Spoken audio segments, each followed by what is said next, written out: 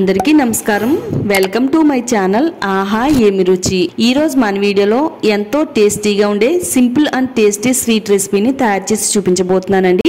పిల్లలు ఎప్పుడైనా స్వీట్ కావాలి అని అడిగినప్పుడు నేను చెప్పిన విధంగా ఈ రెసిపీని తయారు చేసి చూస్తే గనుక మీరే ఆశ్చర్యపోతారండి। ఎంత టేస్టీగా ఉంటుందో అలాగే చాలా బాగా వస్తుందండి।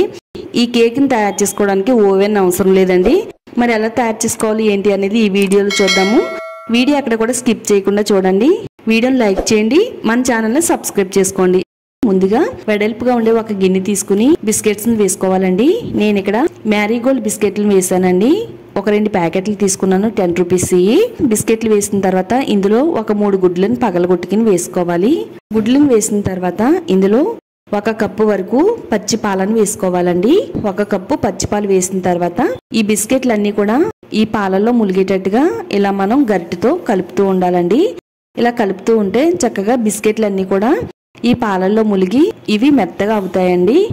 ఇందులో 1/2 కప్పు వరకు షుగర్ని వేసుకోవాలి। షుగర్ని కూడా వేసిన తర్వాత మరొకసారి అంతా కూడా బాగా కలిపేసుకుందామండి। మొత్తం అంతా కూడా ఇలా గరిటెతో కలిపిన తర్వాత కొద్దిసేపు అయితే పక్కన పెడదామండి। ఇలా పక్కన పెట్టుకుంటే బిస్కెట్లన్నీ కూడా పాలల్లో నాని చక్కగా అన్నీ కూడా మెత్తగా అవుతాయండి। ఈ లోపు మనం క్యారమిల్ తయారు చేసుకుందాము।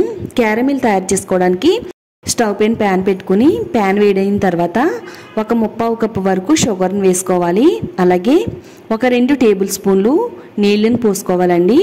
ఇప్పుడు స్టవ్ని మీడియం టు లో ఫ్లేమ్లో పెట్టుకుంటూ గరిటెతో ఈ షుగర్ని అంతా కూడా కలుపుతూ ఉండాలండి। ఇలా కలుపుతూ ఉంటే షుగర్ అంతా కూడా మెల్ట్ అయిపోయి చక్కగా మనకి క్యారమిల్ అనేది రెడీ అవుతుందండి। మీడియం టు లో ఫ్లేమ్లో పెట్టుకుంటూ కలుపుతూ ఉంటే చక్కగా మనకి క్యారమిల్ అనేది రెడీ అయిందండి। చూడండి కలర్ అంతా కూడా ఎలా మారిందో। ఈ విధంగా కలర్ మారిన తర్వాత స్టవ్ ఆఫ్ చేసేసుకోవాలి। కేక్ మౌల్డ్ని తీసుకుని అందులో మనం రెడీ చేసి పెట్టుకున్న క్యారమిల్ని వేసుకోవాలండి। మీ దగ్గర కేక్ మౌల్డ్ లేకపోయినా రౌండ్గా ఉండే ఏదైనా ఒక చిన్న గిన్నెలో వేసుకుంటే గనక చాలా చక్కగా వస్తుందండి। ఈ క్యారమిల్ అంతా కూడా అడుగు భాగాన్ని అంటేటట్టుగా ఇలా రౌండ్గా తిప్పుతూ ఉండాలండి। చక్కగా అడుగు భాగం అంతా కూడా అంటిన తర్వాత ఈ గిన్నెని పక్కన పెడదాము। ముందుగా అయితే బిస్కెట్లని పాలల్లో నానబెట్టాం కదా, ఇవైతే బాగా నానిపోయినాయండి। ఇలా నానిపోయిన వీటిని మిక్సీ జార్ తీసుకుని మిక్సీ జార్లో వేసుకుని సగం సగంగా మిక్సీ పట్టుకోవాలండి। చూడండి ఇక్కడ నేను వీడియోలో చూపించిన విధంగా మిక్సీ పట్టుకోండి। చక్కగా చిక్కగా వచ్చిందండి। ఇప్పుడు ఇలా రెడీ అయిన దీన్ని ఒక బౌల్లోకి స్ట్రైన్ చేసేసుకుందాము। ఇలా స్ట్రైన్ చేసుకుంటే ఉండలు అనేవి ఏమీ లేకుండా మొత్తం అంతా కూడా ఒకలానే ఉంటుందండి। ఇప్పుడు ఒకసారి స్పూన్తో అంతా కూడా బాగా కలిపేసుకున్న తర్వాత ఇలా రెడీ చేసి పెట్టుకున్న దీన్ని మనం ఆల్రెడీ క్యారమిల్ తయారు చేసుకుని కేక్ మౌల్డ్లో వేసుకున్నాం కదా, ఇప్పుడు దాంట్లో ఈ రెడీ చేసి పెట్టుకున్న దీన్ని పోసేసుకోవాలండి। చూడండి చక్కగా గిన్నె మునిగేంత వరకు కాకుండా గిన్నెకి సగం వెళ్తుండేటట్టుగా దీన్ని వేసుకోవాలండి। ఇప్పుడు స్టవ్ పైన కడాయి పెట్టి కడాయిలో గ్లాసున్నర వరకు నీళ్ళని పోసి నీళ్లు వేడైన తర్వాత దీంట్లో ఒక చిన్న గిన్నె పెట్టాలండి। గిన్నె పెట్టిన తర్వాత ఈ రెడీ చేసి పెట్టుకున్న ఈ గిన్నెని దీనిపైన పెట్టి దీనిపైన ఒక మూత పెట్టాలి। తర్వాత కడాయి పైన ఇంకో మూత పెట్టాలండి। స్టవ్ని మీడియం ఫ్లేమ్లో పెట్టుకుని కనీసం ఒక 20 నిమిషాల పాటు ఉడకనివ్వాలండి। 20 నిమిషాల మధ్యలో ఒకసారి మూత తీసి ఉడికిందో లేదో చెక్ చేసుకోవాలండి। చూద్దాము ఇక్కడ మనకు ఉడికిందో లేదో। సైడ్లో అయితే కనుక ఉడికింది, మధ్యలో ఇంకా ఉడకాలండి, టైం పడుతుంది।